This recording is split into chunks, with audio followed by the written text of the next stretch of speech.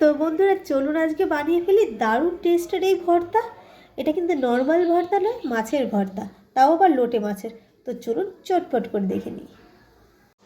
নমস্কার, কেমন আছেন সবাই? আরের মধ্যবিত্ত গৃহবধূ চ্যানেলে সকলকে স্বাগত জানাই। তো বন্ধুরা, আমরা তো অনেক রকম ভর্তা খাই, সবজি দিয়ে ভর্তা খাই, মাছের ভর্তা খাই। আজকে কিন্তু একদমই অন্যরকম, এর কিন্তু একটা নিজস্ব টেস্ট। এই যে লোটে মাছ, তো লোটে মাছের আমরা রসা খাই, লোটে মাছ ঝুরঝুরে খাই, লোটে মাছের পকোড়া খাই, কিন্তু আজকে বানাবো লোটে মাছের ভর্তা। তার জন্য কিন্তু মাছগুলোকে সুন্দর কুড়কুড়ে করে ভেজে নেবো, একদম মিডিয়াম আঁচে রেখে। অসম্ভব সুন্দর, এই যে দেখতেই পাচ্ছেন কতটা দারুণ করে ভেজে নিচ্ছি, একদমই কুড়কুড়ে, অবশ্যই মিডিয়ামে রেখে ভাজতে হবে। দারুণ টেস্ট, দেখুন দেখে বুঝতে পারছেন এই যে কতটা দারুণ করে ভেজে নিয়েছি, একদম মুচমুচে। ভেতরটাও কিন্তু কাটাটা একদমই ভালো লাগবে না। তো এরকম করে চলুন আর একটু আছে সেই মাছটুকু এই যে ভেজে নেব। তো আমি এখানে 6 পিস মাছ নিয়েছি। মাছ তো ভাজা হয়ে গেছে কুড়কুড়ে করে। এবার দেখুন এই যে রসুন কুচিয়ে নিয়েছি, পেঁয়াজ আর কাঁচা লঙ্কা, এগুলোকেও কিন্তু একটু ভেজে নেব।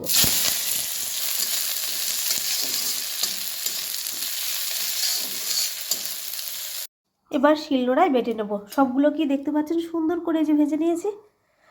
আর এই যে পেঁয়াজ রসুন দিয়ে সব কিছু, আর এই যে কাঁচা লঙ্কা, তো কাঁচা লঙ্কা যেটা পেকে গেছিলো সেটা দিয়েই আমি বেটে নেব।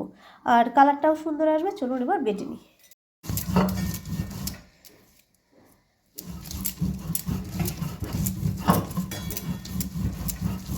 যারা লোটে মাছ খেতে পছন্দ করে না, এইভাবে একবার খেয়ে দেখবেন, অসাধারণ লাগে কিন্তু। এতে কাটাগুলো একদম পুরো মুড়মুড়ে হয়ে যায়। তারপরে এই যে পেঁয়াজ আর রসুন আর কাঁচা লঙ্কাতে বেটে নিলে দারুণ টেস্ট। চলুন বেটে নিই। দেখতেই পাচ্ছেন বাটাটা প্রায় হয়ে গেছে। এই সময় দিয়ে দেবো এই যে ধনেপাতা। এবার ধনেপাতা দিয়েও একটু বেটে নেব।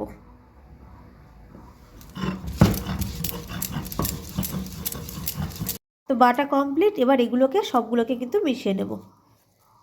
তো বন্ধুরা, আমি আরেকটু ধনেপাতা দিয়ে দিয়েছি, ধনেপাতা দিয়ে সাজিয়ে দিয়েছি। গন্ধটা কিন্তু দারুণ বেরোচ্ছে, খেতেও কিন্তু দারুণ টেস্ট। অবশ্যই একবার ট্রাই করবেন। আজকের মতো এটুকুই, আবার একটা নতুন রেসিপি নিয়ে আপনাদের সামনে চলে আসবো। টাটা।